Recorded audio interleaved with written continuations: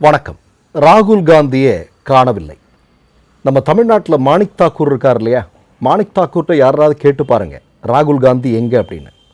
நான் ஏன் சொல்கிறேன் அப்படின்னா, ஒரு தினத்திற்கு முன்பு பாஜகவினுடைய மத்திய அமைச்சராக இருக்கக்கூடிய நிதின் கட்கரி ஒரு ஒப்புதல் வாக்குமூலம் கொடுத்திருக்கிறார். என்ன தெரியுமா, இன்றைக்கி நாம எல்லாம் நம்முடைய வாகனங்களுக்கு பெட்ரோல் அடித்து கொண்டிருக்கிறோம் அல்லவா.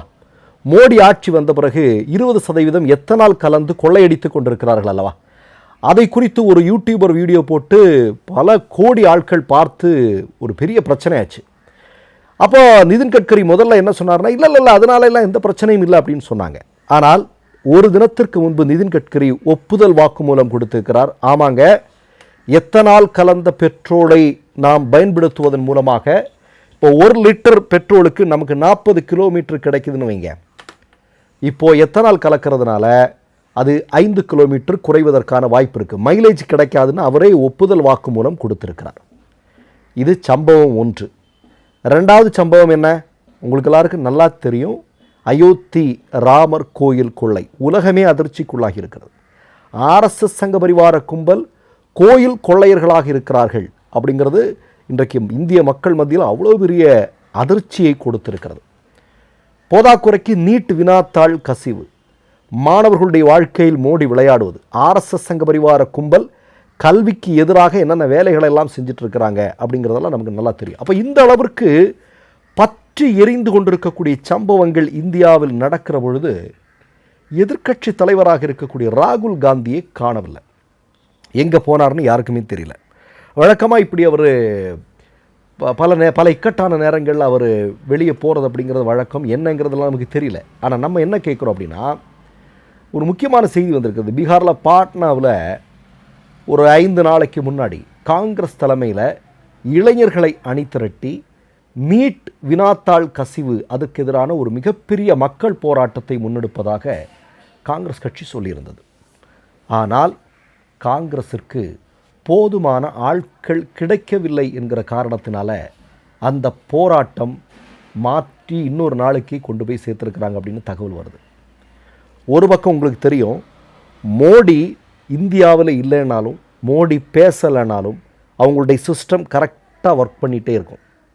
RSSக்கு அதுக்கான எல்லா வேலைகளையும் செய்து கொண்டிருக்கிறது. நமக்கு எல்லாருக்கும் நல்லா தெரியும். இப்போ பாருங்கள், அயோத்தி ராமர் கோயில் கொள்ளை நடந்திருக்கிறது. மோடி ஒரு வார்த்தை பேசியிருப்பாரா? அமித்ஷா ஒரு வார்த்தை பேசியிருப்பாரா? நீங்கள் பாருங்கள், பெரிய பிரச்சனைகளெல்லாம் வரும்போது 2 பேருமே கப்சிப்பாக இருப்பாங்க. இப்போ மணிப்பூர் பற்றி எரிந்து கொண்டிருக்கிறது நமக்கு எல்லாருக்கும் தெரியும். அங்கே இன்னமும் அமைதி திரும்பலை இல்லையா? ஆனால் மோடி அதை குறித்து வாய் திறப்பாரா?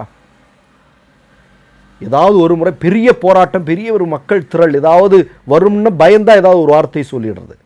இல்லாமல் இருந்தால் இந்தியாவில் மக்கள் சந்திக்கக்கூடிய பெரும் பிரச்சனைகளுக்கு எதிராக இவர்கள் வாய் திறந்து பேசியதை பார்த்துண்டா.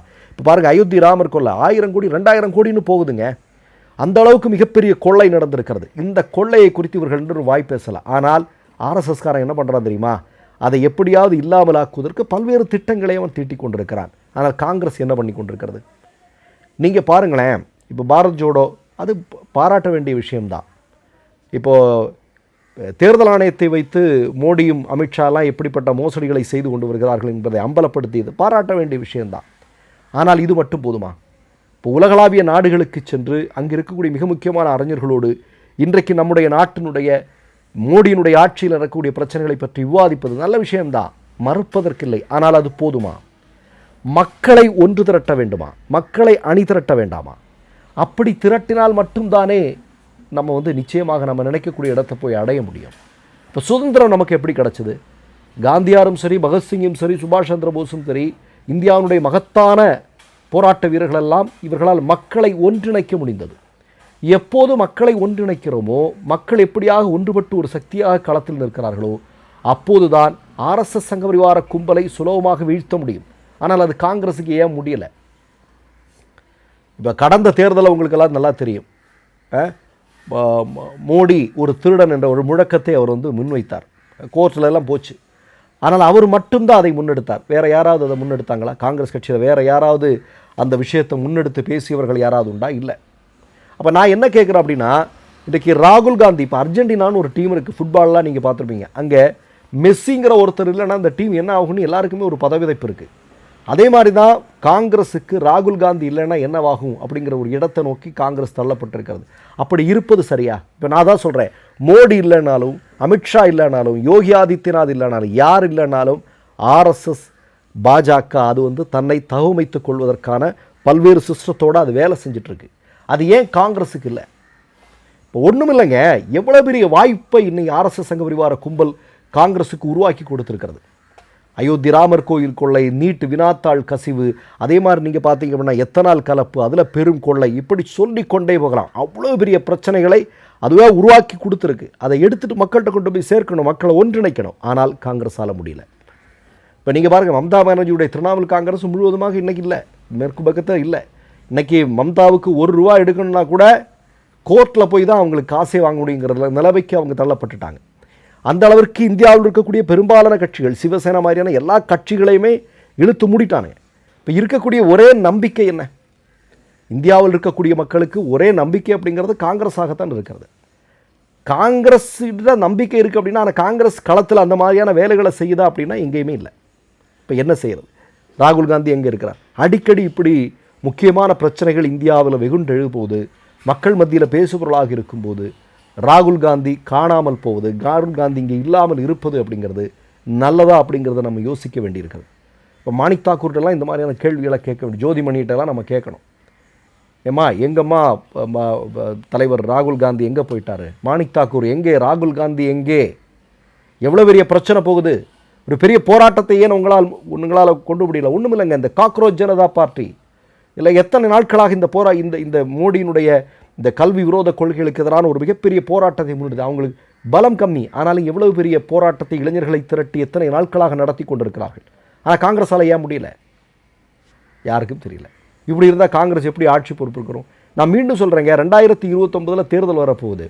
அந்த தேர்தலையும் நம்ம எல்லாம் நினச்சிட்டு இருக்கிறோம் பாஜக ஆட்சி கவிழ்ந்துடும் அப்படின்னு, இல்லாமல் ஆயிரும் அப்படின்னு. ஆனால் இந்த போக்கு போயிட்டு இருந்ததுன்னா பாஜக தான் மீண்டும் ஆட்சி பொறுப்பிற்கு வரும். மற்றொரு நிகழ்வில் சந்திப்போம். நன்றி, வணக்கம். 3 யூடியூப் சேனல்கள் வியாபாரத்திற்கு இருக்கிறது. தேவைப்படுபவர்கள் இந்த எண்ணுக்கு தொடர்பு கொள்ளுங்கள். மை நேம் இஸ் ரெட் சேனலை சப்ஸ்கிரைப் பண்ணிக்கோங்க. அதுக்கப்புறமா பக்கத்தில் இருக்கிற ஜாயின் பட்டனை கிளிக் பண்ணீங்கன்னா ஒரு நியூ பேஜ் ஒன்று ஓப்பன் ஆகும். அதுலேயும் ஜாயின் பட்டனே கிளிக் பண்ணிக்கோங்க. அதில் பார்த்தீங்கன்னா credit R debit card options இருக்கு. இதில் உங்களுக்கு விசா, மாஸ்டர் கார்டு, ரிப்பே அப்படின்னு 3 ஆப்ஷன்ஸ் கொடுத்துருக்காங்க. அதில் நீங்கள் எந்த கார்டு சூஸ் பண்ணுறீங்களோ அந்த கார்டோட நம்பர் என்டர் பண்ணிக்கோங்க. அப்புறமா கார்டோட வேலிடிட்டி மந்த் அண்ட் இயரை டைப் பண்ணிக்கோங்க. அடுத்தபடியா உங்க கார்டோட பின்னால சிவிசி கோடுன்னு சொல்லிட்டு 3 நம்பர்ஸ் கொடுத்துருப்பாங்க. அந்த நம்பரை இதில் என்டர் பண்ணிக்கோங்க. அப்புறமா அட்ரஸ் அண்ட் இன்ஃபர்மேஷன் என்டர் பண்ணிட்டு பைங்கிற பட்டனை கிளிக் பண்ணிக்கோங்க. ஒருவேளை உங்க கார்டு நம்பர் இன்வாலிட்னு காமிச்சிச்சுன்னா உங்க கார்டுல இன்டர்நேஷனல் யூசேஜை எனேபிள் பண்ணுங்க.